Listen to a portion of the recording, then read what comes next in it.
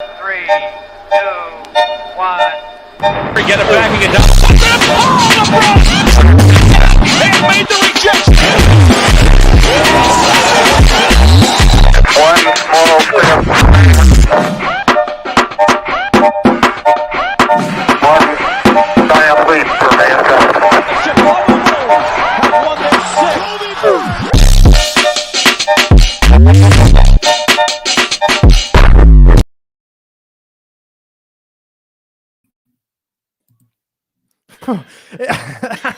I still fuck it up. Well, I was going to say, if you're not deaf by the intro, this is Sports Force Live once again here.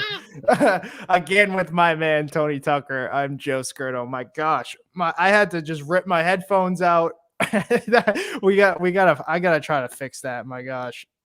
Are you deaf? What? Yeah. Well, I mean, hey, happy to have you back, though, despite that. We got a lot to talk about. Eastern and Western Conference Championships. And we're even going to throw a little baseball in there because the substance issue in the MLB in terms of pitchers is crazy. But, Tony, how's it going today, man? It is going great. We are in full swing of the NBA playoffs. And as Nick Mack has pointed out many times, and many people everywhere, we are going to get somebody who's going to win their first NBA ring. Like, we're going to get to celebrate somebody. They're going to get to have that moment. They're going to get to tell their parents, thank you for all the times that you drove me to youth sports when I sucked and it was terrible to watch. It's finally paid off. Although I'm sure it pays off even more when they get, houses, cars, and all those wonderful things. I'm sure they do for their parents. But I'm pumped for the Eastern Conference start tonight. Yeah, I mean, it's definitely going to be exciting, and that's what we'll start with, even though we had the game 2 of the Western Conference, but it's game 1 of the Eastern Conference with the Bucks and Hawks. And before we kind of preview this series, can we just take a moment to just finish off the jabs with the Sixers, because we have to talk about how the Sixers just absolutely puked on themselves. Ben Simmons is afraid to shoot the ball. He had 5 points in game 7. And not to mention, he had 19 points in the fourth quarter in the entire series while shooting 3 field goals. And by the way, he shot 34% from the free throw line, which is an NBA playoff worst. So what is next with the Sixers? And then we'll shout out the Hawks, because I feel like the Sixers slander is overweighing how good the Hawks really are. And their run is just so magical. But do you think the Sixers are just going to blow it up? Absolutely. They have to, right? If you're looking at this from what's his name? The GM who came, Daryl Morey, and you're an analytics guy. Are you really paying $200 million to a guy who takes 0 shots in the fourth quarter? You love the 3 ball. You had D'Antoni as your coach. You let James Harden dribble the ball thousands of times and then jack up threes. Are you leaving Ben Simmons and paying him $200 million? As far as I know and can see, he's gone. They're bringing in anybody they can get. Obviously, you see the targets at the top as a guy like Dame Lillard, but he's gone. Even if it is just CJ McCollum, I can't imagine that not being the case. Like, I've heard some more realistic destinations with the Pacers and bringing back Brogdon, but 100%, like, that Daryl Morey's like got flares and TNT lit all over the place, and he's like, he's just ready to light that place on fire. Yeah, I mean, as he should. I think they'll have to blow it up a bit. They got to get a legitimate score. Disastrous. I think Doc Rivers once again choked, but enough of them. I've done so much Sixers slander. Let's get into this Eastern Conference Championship game. Game 1, Hawks Bucks. As we mentioned, the Hawks they're not going away. They go beat the Knicks in 5 and then do the impossible of defeating the number 1 seed in the Sixers in 7 games. What have you seen from this team? Like, why do you think they're having so much success, Tony? You know what, I think that there's something fantastic about not knowing the time or situation or whatever's going on, right? There is some sort of bliss in ignorance, right? Like, not really knowing the magnitude of the situation and just being crazy and jacking up shots and having a good time and like playing beyond your ability, your circumstance. Because if you look at what it's going to be like for them to play next year with expectation, like let's say this team retools. They can't think of the guy's first name, but Hunter. He comes back stronger. They now have another year in Nate McMillan's system. This team's going to be good. They're going to win 45, 50 games next year. Trae Young's going to be a little bit more experienced there, maybe even puts on a little bit weight and becomes a little bit more dangerous. But this team is going to be playing next year with expectations. Right now, they're playing with everybody hates us, nobody believes in us. And next year, they're going to be starting the series at home, and they're going to be playing an upstart team, a team that people have written off or whatever, in sort of a 2-7, 3-6 matchup. Because I do think this team is good. This isn't a bubble situation like with the Miami Heat.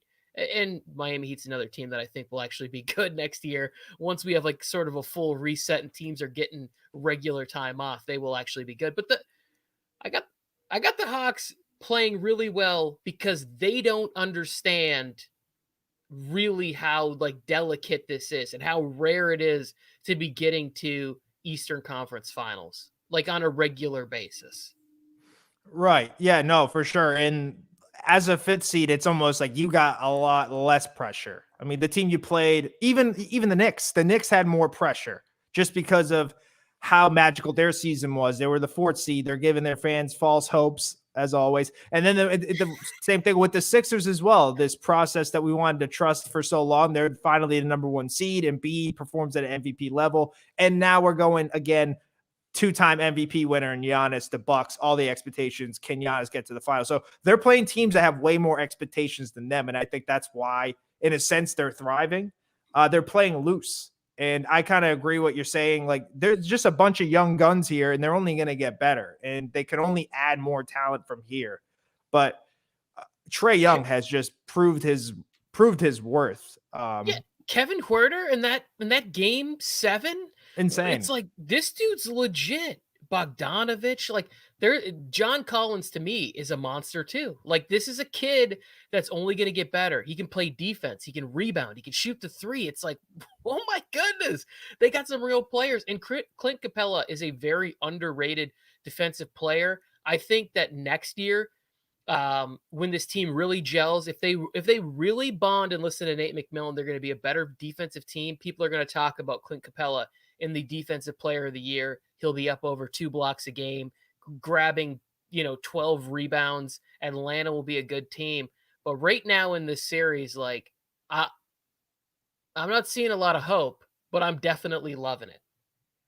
Yeah, right. Like I do have the Bucks winning the series, and I've said it hesitantly because I think the Hawks are going to give a real run for their money for sure. Because we talk about their shooters in Trae Young and Gallinari and Bogdanovich, in Kevin Huerter, all these guys, but the big man is just a game changing. Having a guy like Capella who can go 15 and 14 any given night, John Collins, who's just an all around really good player. So they're deep, and they're as deep, if not more deep than the Bucks. As crazy as that seems, I think the Bucks obviously have more star power, but when you look at the rosters, you look at their second and third teams, I think the Hawks arguably have better depth, and that's why I think they somewhat have a chance. But are you taking the Bucks, taking the Hawks? What do you got?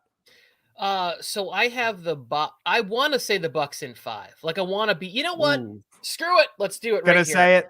I'm going to do it. I got the Bucks in 5, and I think tonight is going to be a real like sort of beatdown. We haven't seen teams really getting whooped in the playoffs, like kind of since the Lakers got tossed out of there. Like the Lakers were getting stomped. I mean, they did that to the Nuggets a few times too, but I mean, the Lakers were down by what, like 38 points at certain points in the game against the Suns. It was real bad. I think tonight at home, game 1, Bucks are going to be able to really catch fire with Middleton, PJ Tucker, Drew Holiday plays better at home. I think the defensive assignment that he's going to draw is not going to wear on him quite as much as what he was trying to compensate with early on in that last series, and just the pressure of the moment.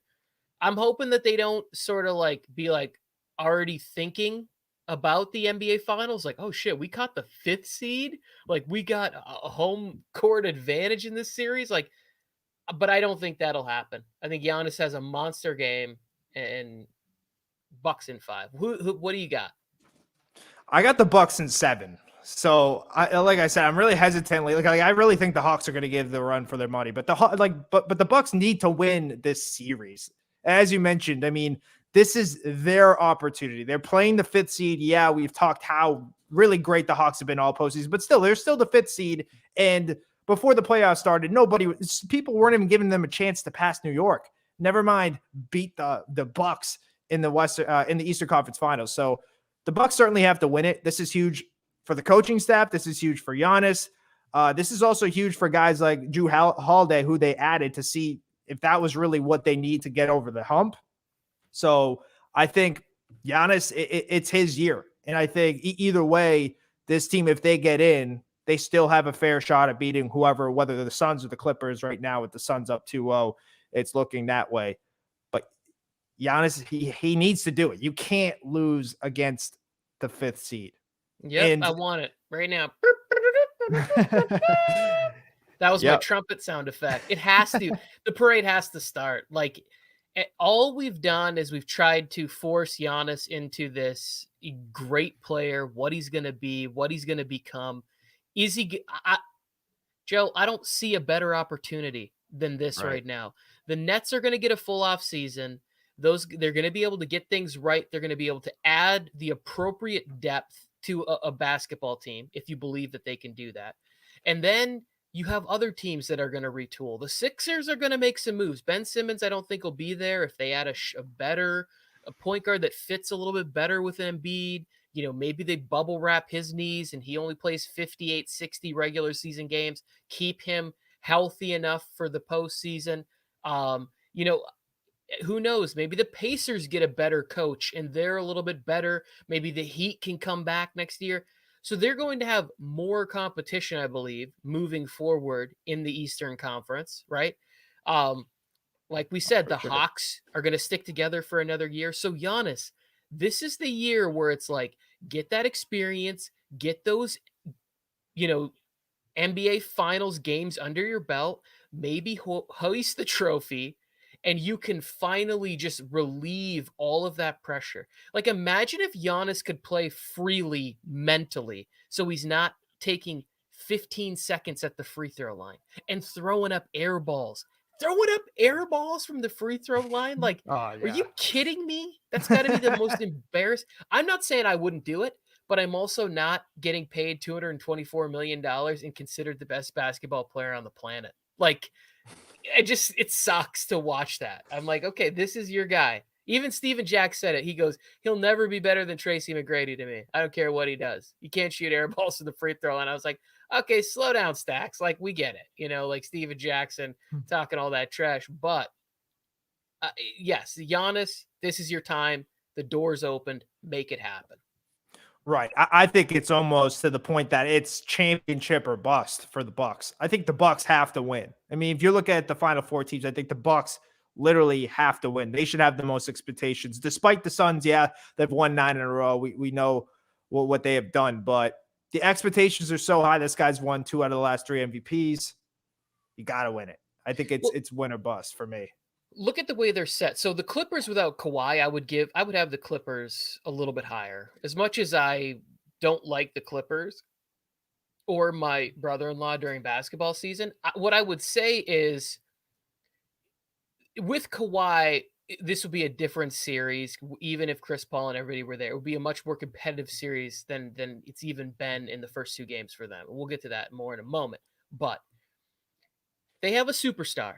They have 2 other guys that are all-stars and sort of stars, like in Middleton and Drew Holiday. And then they have the things that I think are most important on a championship team, which is older guys that are desperate to win rings to add. PJ Tucker, Brooke Lopez. I don't care. Brooke Lopez, he didn't have a brain fart. He had like a brain shart. It was like when he gets the ball with 1 second left on the shot clock and doesn't throw it up and whatever. Like, I believe that's the kind where you're like, hey man, I got to stop by the house and change my underwear. Like, that was such a terrible move what he did against the Sixers in the corner there. But he's a veteran. He's hungry. He wants to win. And then you have some youthful guys on this Bucks roster. You have a coach that also needs to prove that he's not the reason why those Atlanta teams he coached didn't get there, and why he's not the reason that they were getting like swept and just beat down by these past great teams, that not even great teams, decent teams that walked through them. That Raptors team that came back, last year's Heat team that walked through them. Giannis was injured. Yeah, but you still got a gentleman's sweep. So it's your time, Bucks. Get your S together. Literally, like, you got to get it together. They have to win. I'm making no excuses. And I've been a guy I actually picked the Heat to beat the Bucks, and then I picked the Nets to beat the Bucks. So that's why I'm picking the Bucks, because I can't go over 3. So I'm really depending on you, Milwaukee and Giannis. But let's get to the Western Conference. So the Suns take game 2 by a point, 104-103. Paul George, Devin Booker, very underwhelming, as my cat is on my shoulder right now. Very underwhelming performances as Paul George. Hold on. You do that. I got you. You take care of the cat there. Brand new kitten today, so he is going absolutely out of his mind right now. But Paul George went 26, 6, and 6, and then Devin Booker went 25 and 4. So underwhelming performances, but the Suns still get it here. Paul George had to win this game, Tony. Do you think the Clippers are done here, even if they do get Kawhi? Or it's hard to say that they're done, because they've just shown in back-to-back series that they weren't done. But to me, it's the crazy thing is when you got to win 4 of the next 5. I think that was much more likely against the Jazz, although I didn't really believe that was the case. They could do that either. And then you get the first round matchup against the Mavericks, and you lose both of those games at home. So I didn't really think that was likely either. Big basketball fan, I bet. Yeah, I guess so, dude. She's like, I love hoops. All right. So yes, it's unlikely. I don't have it being the case. I definitely don't. I wouldn't bank on a scenario, where the Clippers come back and win, and kind of because this was also a game that Paul needed to keep trending in the right direction, right? We had this whole thing where it was like playoff P. We always have the nicknames, Pablito is what it's on the screen now. Whatever it is, we got little Paulie coming up little in big moments. And that's the problem with sort of the narrative on his career. I'm one of those people that's like, look at how good this guy played against the Jazz. Look at how good he played in game 1. He played actually pretty good in the fourth quarter, except for the couple of free throws that he misses at the end, which end up being the difference in the game. And it's like, to me, that's just a psychological breaker.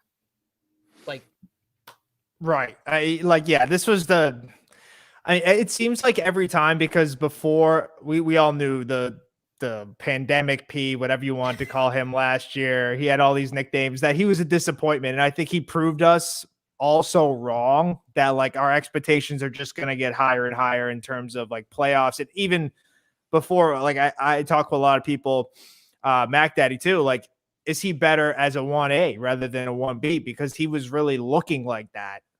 But this was the game that he had to just go off. Like, he had to go 39-9, like to even win the game. Evidently, if he did score 4 more points, they would have won the game.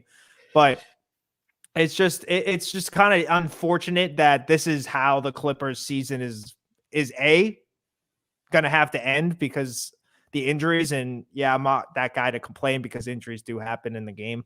But for Paul George, yeah, this was definitely the game that he needed to play well, but he didn't, because they should have won this game, because Chris Paul's hurt, Booker didn't play well, and he also got his nose smashed, which was pretty bad. It was more so Cam Payne probably had the best game out of anyone. I think he had 29 points.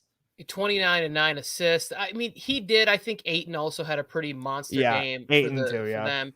And Cam Johnson came off the bench and hit some big buckets for them when Devin Booker went back to the locker room. But if you really look at Paul George's performance, it really just is those free throws because like I said this in the Bucks Nets game. You can play bad as long as in the fourth quarter, Trae Young did the same thing against the Sixers. As long as in the fourth quarter, when your team needs you, you step up and hit big shots. Like I think Trae Young had a run where he scored like, I don't know, 7 or 8 points in the final fourth quarter. So in the final maybe 6 or 7 minutes of that game. And then you had Drew Holiday and Chris Middleton who had bad games against the Nets. They stepped up and hit some big buckets in the fourth quarter. That's what you want from them. Paul George actually stepped up. He hit the shot that put them ahead. Then he runs. I want the basketball and goes up there and misses 2 free throws. So he wasn't Yeah. having his worst game. He wasn't playing them out of it. They No. were in the game collectively. He made, I don't know, maybe 6 to 8 points down the stretch, big shots, driving. He was aggressive, pulls up, hits the shot from the free throw line. But then when it comes time, when everything settles around you and the spotlight is on you, and it's no bigger than that when it's at the free throw line, these are gimme buckets. Clank, clank. And then you just see him and he's just like, oh Right. no, Paul, damn. Yeah, he folded under pressure. The thing too, I mean, he played well, I would say, in the fourth, because the first 3 quarters, I think he only had 14 points. So he scored almost essentially half of his points in the fourth quarter, but yeah, really crumbled down the stretch. Because I say it again, the Clippers should have won that game. I mean, if he makes those free throws, it changes everything. It doesn't even change obviously it changes the score, but not just that, it changes the confidence in Paul George too. How about the Rather, shitty pass? Remember, yeah. he threw inbounds the ball to Zubats? Without replay, Man. that's going the other way. Yeah, right. And he had a few bad turnovers, even in the beginning stages of the game too. So yeah, he didn't have the worst performance. It just was like a performance that you don't take in the playoffs. In a regular season, you're fine with that performance. But in game 2, when you have to win on the road, it's an L in my book in terms of the postseason. And it's because everything for the rest of his career will be because he gave himself the nickname Playoff P. Like Yeah. this wouldn't be nearly as bad as if hey, it's Ernie Johnson, we're back in the TNT studios, and then Chuck would have been like, Bobby, Playoff P, right? Like if he names him Playoff P, nobody cares, nobody gets on him. Right. But when you name, I'm telling you, people, don't give yourself nicknames unless it's self-deprecating. Don't give yourself a nickname because then you have to live up to it. Again, last night on the broadcast, they said Reggie Jackson did not name himself Mr. October because had he then failed, they would have called him Floptober. Like it would have been a nightmare for him. He didn't do that. He allowed the media to give him that name. Everybody's like, who the fuck's Reggie Jackson? Why is this old guy talking about baseball? You better know who Reggie Jackson is. We have no baseball fans. You want to flip over to the Suns side and talk about the Suns a little bit more? Yeah, I was just going to flip it over. I'm going to let you lead it off because I know you're dying to just give it to Devin Booker because you finally got a win here with Devin Booker. Even though he won, he did not have the type of performance that everyone's been praising him all postseason long. Probably his worst playoff game, but they still won. But what'd you see with your guy Booker? I know you love him so much. No, I mean you pretty much covered it for me. It was pedestrian, but I have a bigger win if they lose that game, right? Like for me, it's a bigger win personally, but I still am not going to say anything about how Devin Booker played. Like here's what I will say that I liked about him was that after he gets headbutted and people are trying to like high five and get whatever, like he's a little bent out of shape. He's a little pissed. He doesn't want the dap or the whatever. Pat Bev, you want to reach out to me in the offseason and let me know it was an accident, it's fine. But in the heat, in the moment of competition, and he's getting his nose busted open, and he's trying to continue to deliver daggers, and he's not particularly having a good night.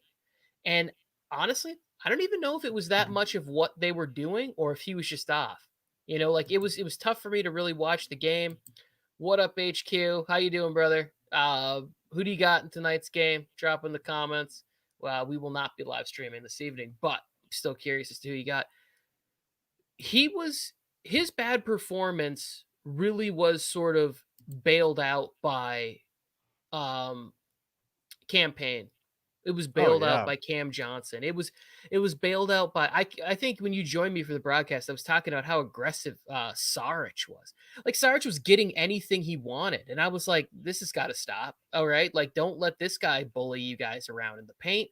And it wasn't even like Bridges didn't go off. Like there wasn't something where you really had to be worried about. So like my thing with Devin Booker is I will join everybody else in the premature anointment of Kobe Bryant-esque when he hoists the trophy. And I'll join and I'll happily say like, wow, yeah, you're right. He's trending in that direction. For right now, I've not got it. I'm not there.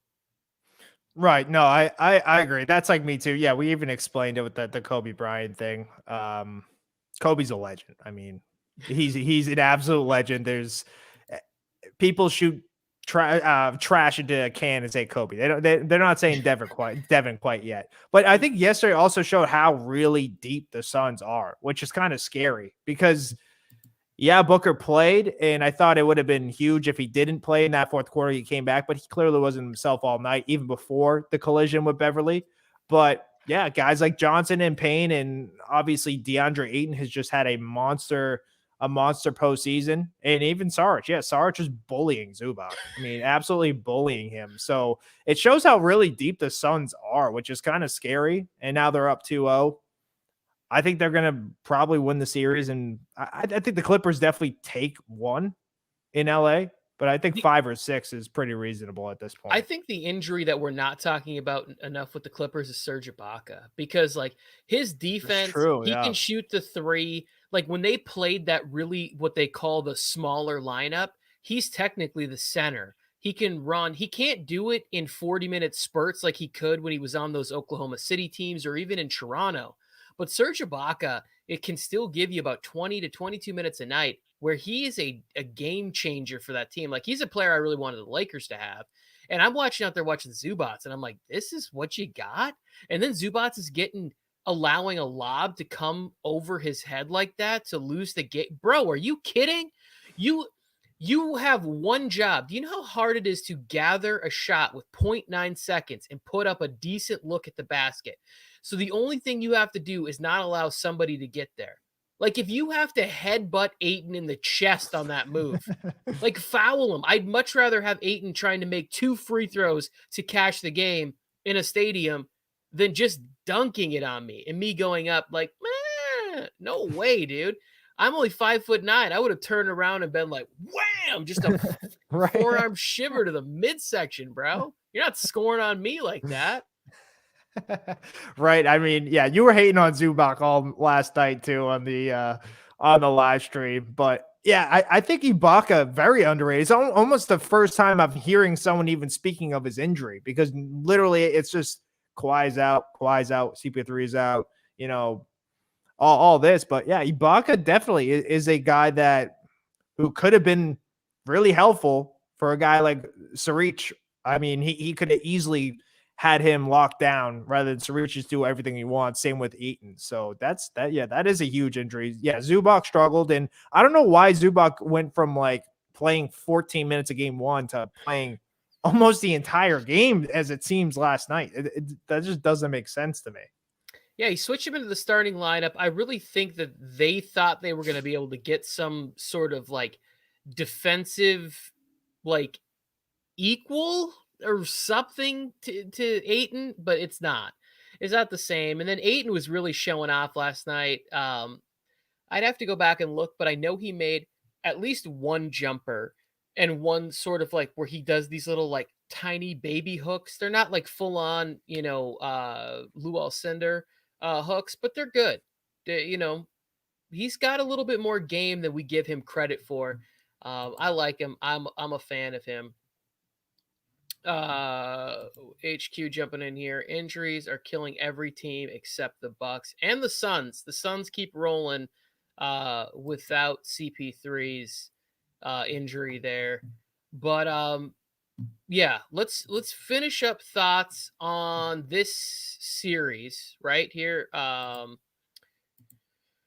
What do you got if CP3 comes back in game 3 and no Kawhi? You think another Yeah, I do. I think the Suns win again. If that, I think the Clippers will take one game either way. But if CP3 comes back, I don't see them losing the game he comes back. If Kawhi's out the entire series, like I said earlier, I think it goes maybe to 5, maybe 6.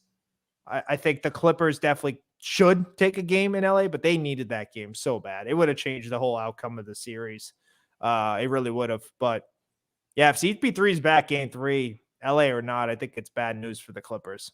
What about you? Are you thinking the yeah, same? I am. I just thinking that this Suns in 4 guy is just gonna get. He's really lucked out. He's really gonna be able to ride Yes. this wave. Like great things are happening for this guy. I'm seeing him all over the place. He's marketing the hell out of this. Good on him. Happy for him. Um, I don't know. I really am. Uh, I'm thinking we could be seeing a sweep because Chris Paul. People are like, oh, he's out. Whatever. People don't know how vindictive this guy is and how bitter he was with the LA Clippers organization in his time there. He's going to go in there and want to bury the Clippers. Get some rest, get the True, yeah. team back, Revenge. get the treatment, and he's going to be like, "Hey, do you guys remember when you did this?" Um, so we are on to our final topic of the show, and I am here with a former minor league college baseball stud right here. I don't really know. I don't know what his accolades are. I'm No sure they're minor league. I'll take the minor league, but no. um so we're going to finish off with a little baseball topic today. And I'll let you get this started and I'll just sort of chime in as on throughout this topic here. Yeah, the sticky fingers. I love it. I mean, that's exactly what is going on here with the MLB implementing that new rule of substance with pitchers. And it all started really basically when people were kind of really, I don't even know the word, coming at Garrett Cole in the media, seeing if he used this substance because they really been trying to investigate it. And then they implemented the rule. Tyler Glasso of the Rays hurts his UCL. He's blaming it because they didn't have grip on the ball. So now every game, and they just started this yesterday, they had Jacob DeGrom literally take his hat off, his glove, his belt to make sure that they're not having any substance on whatever to really give them an advantage of getting a better grip. And then with Scherzer too, last night, the same thing. Scherzer and Joe Girardi, the manager of the Phillies, actually got into it, and Scherzer's like taking his hat off, saying he's got nothing, and then the umps are checking his hair. So it's kind of getting absolutely insane. And what were you gonna say?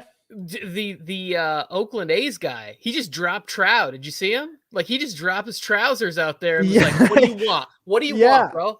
It's like a cavity search, man. It's ridiculous. Like they're just checking these guys every start now. And they were even doing it to the Brewers pitcher, Freddie Peralta, last night too. They stopped the game. He had 10 strikeouts. They literally stopped the game to make sure that like this. So now every time a pitcher does well, they're going to think he's using a substance. And I think it sucks for pitchers. I think there's a certain extent to where we can go with this substance abuse or whatever, but it's essentially very similar to what batters use in pine tar. It is. And pitchers aren't allowed to use pine tar, but batters are because they can get better grip in the ball. They can put it all over their helmet. Maybe I'm biased because I'm a pitcher, but do I think they should be able to use all this stuff to necessarily give them an advantage? No, but I do think there needs to be a happy medium so they can get the good grip and be happy at the same time and not literally get searched every time they step on the mound. Because what Tyler Glasso said, he thinks he got hurt because of it. That might be a little overextend, but I don't think it's totally crazy because he's not used to having no grip at all. I mean, yes, they have the Rosenbag behind the pitcher, but I don't know. There has to be something because it's ridiculous. The fact that these guys are getting literally checked out every time they step on the mound is crazy. I don't know what you think about it. I know you're not a huge baseball guy, but it's certainly like it's getting to the point that it's getting absolutely, my gosh, absolutely, Yes.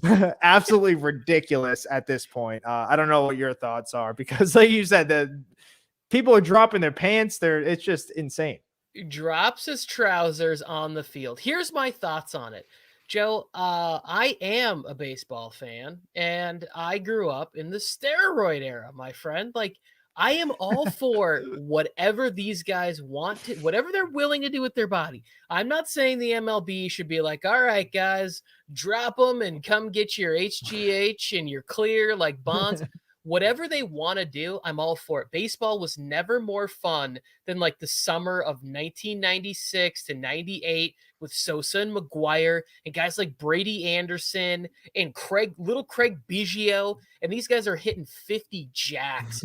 Because Yeah. you know what? When a pitcher did show up and just go nuts, when Randy Johnson or Kurt Schilling or Pedro Martinez would deliver a gem, it was like, oh man, you're doing this against the guys who are keeping Jose Canseco and his dealer in business. Like, you know that they are these guys are ready to play. They're focused. Like, I remember somebody's like, oh, Cal Ripken, he takes greenies or whatever, like some sort of speed to like be awake and I'm like, hey, listen, if you had to be at work every single day, standing in the heat and playing base, people are always like, oh, baseball's so easy. They just give me a break. It's professional sports. The intensity of which you have to be locked in for a 4-hour stretch to play the field or whatever else, the muscles in your body and your brain are working the whole time. Like, it just drives me nuts. They're like, oh, baseball players don't need to be in good shape. Are you kidding? Like, you have to be locked in to be ready at a moment's notice for somebody to rip a ball down the line. You think you can just be like, it doesn't work like that. Like, you have to be, every twitch muscle in your body has to be ready to go at a moment's notice. That is fatigue. These guys should be able to get a little caffeine, a little bump, a little amphetamine. I don't care what it is. Baseball has gotten boring. And I will say that all of this pitching crap that they were going through, here's the thing. Give them back whatever they need grip-wise. Let's start letting these hitters get back into the juice. Everybody's so precious with baseball. Barry Bonds cheating. No boy. I don't care. I really don't care. Let them play. It's so much more entertaining when these guys are crushing it. I'm not going to lie. I stopped watching baseball on a regular basis because I was seeing way too many 2-0 games. People would always be like, oh man, why don't you watch soccer? It's so entertaining. That's what happened to baseball. When I started seeing a bunch of like 2-1, 2-0, I'm like, no, I can't do it. I need offense. I want to see triples. I want to see guys getting thrown out trying to, stretch a single into a double, because that to me is fun. Like, the action is fun. Watching a pitcher dominate somebody for 8 innings every single night is not fun. It's more fun when it's a rarity to me. When one guy's going to the hill and they're elite. Not when name a few of the guys who threw no hitters this year and then ask me if they'll ever throw no hitters again. Don't know their names. They'll never throw them again. Boom. End of story. No. Yeah, like, you're some right. of these guys, I was just like, how are they? I didn't even know this guy was still in the major leagues and he's throwing no hitters in May. Are you kidding me? He's in midseason form in his 3rd start of the game. Like, who was the guy you picked up off waivers in fantasy baseball? Do you remember him? Oh, yeah, Like Wade Miley. Wade Miley. Give me a break. Wade Miley was a reliever when I was still watching baseball because he couldn't cack it as a starter anymore. And now he's throwing no hitters. Give me a break. Yeah, Spencer Turnbull's another one from Detroit, not very known. So I don't have much to say on the situation, Joe. I'm kind of quiet when it comes to these kind of topics. Yeah, no, that makes sense. I mean, I get what you're saying. I think baseball, it has gotten a lot boring, and everyone says the steroid era was not boring at all. Like, it was exciting. And even when I grew up, I grew up like whatever, watching 2001, 2002, 2003, Yankees, Red Sox, Diamondbacks, Marlins. Those teams were all good too, and they all smashed, like Ortiz, Manny, A-Rod. But now it's weird because a few years ago we were complaining that the balls were like warped, and that's why guys like Judge and Stanton and Pete Alonso are hitting 50 home runs like it's nothing. And now it's because the substance of why pitchers are throwing no hitters. I don't know. I think they should just be able to use, like, kind of like you said, whatever they want. I don't think the substance is really the reason why there's no hitters. I think it's more so the approaches of the hitters. Hitters now are trying to either hit a home run or strike out, and that's what they're trying to do. You see so many guys even now. I'll just throw his name out because I was looking at his stats today. Adam Duvall. You probably don't even know who he is. He's on the Miami Marlins. He's batting 216, but he has 16 home runs. He's like third in or fourth in the National League with home runs. You see a lot of these guys. Yasmani Grandal, another guy from the White Sox. He's about 15 home runs. He's batting like 190. It's like home run or bust. So I think that's why these pitchers have had success. And as much as we do love home runs too, it's defeating the purpose of the batter's approach because they're just trying to hit a home run every time. But yeah, they got to fix it. I think baseball is just a mess right now. It all started with the new rules implementing. I know Brian and I talked about it here weeks back about the extra inning rules and the doubleheader rules, and they got to try to change. They definitely have to try to change the review rules because it's just making the game so much longer. But at the end of the day, I don't have much more to say. It has to have like a happy medium here. Stop giving them literally like police searches before they step on a baseball mound and throw a baseball like that. Yeah. I don't think because Glass now or whoever else, Garrett Cole. I really think every pitcher uses it, maybe besides Jacob deGrom, to be honest with you. I don't think that's the reason why they're throwing well. It definitely helps them, but all these guys are pros. I mean, I think that hitters are fully capable, but. Well, I think we're going to get into a full tattletale situation because pitchers are going to start being like, well, hey, we're not doing this. Like I don't know if anybody still does it, but like corked bats, all the little things Right. that you get in to give yourself the edge. My thing is I don't want a happy medium. I want the wild freaking West. Like I just want Manfred, who seems like a total moron, definitely Boom. with his marketing. Mhm. He's an idiot.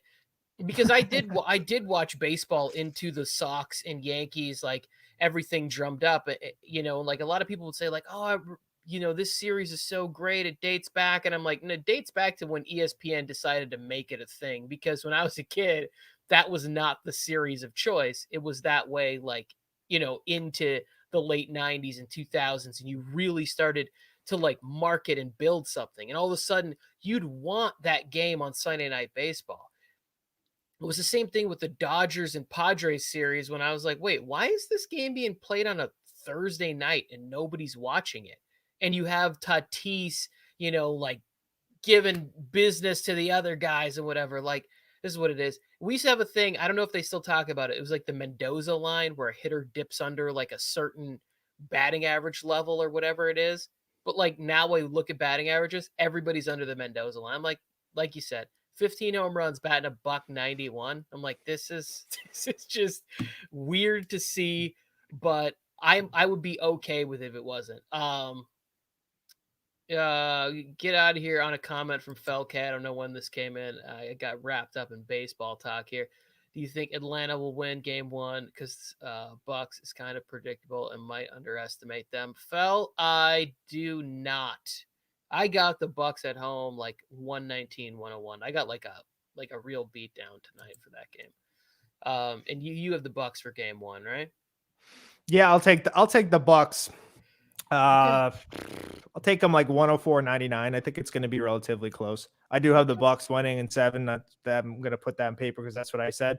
So, but I think the Bucks again because they have to and they should. And Giannis has no excuses. They got to win this game. Yeah. Well, as long as it's not Chris Middleton's fault and I can continue to praise Christopher him. Middleton, then that's fine with me. So I don't care. I want to see the Bucks in the finals. I'd also be happy. I'd cheer. I don't know. I'm cheering for anybody. I just want great basketball and people to show up.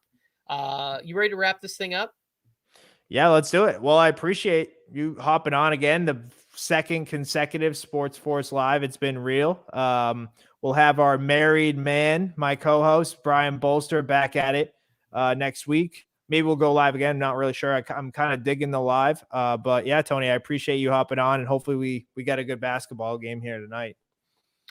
Yeah. What do you think? What do you think I should do real quick? We got your cat saying, bye, bye. Should I blow their eardrums out one more time? All right, everybody. Yeah, back just away from your headphones. take Here them it off. is. Ready? 1, 2, 3. 3, 2, 1. Get it back. He can dunk. Oh, LeBron! They made the rejection.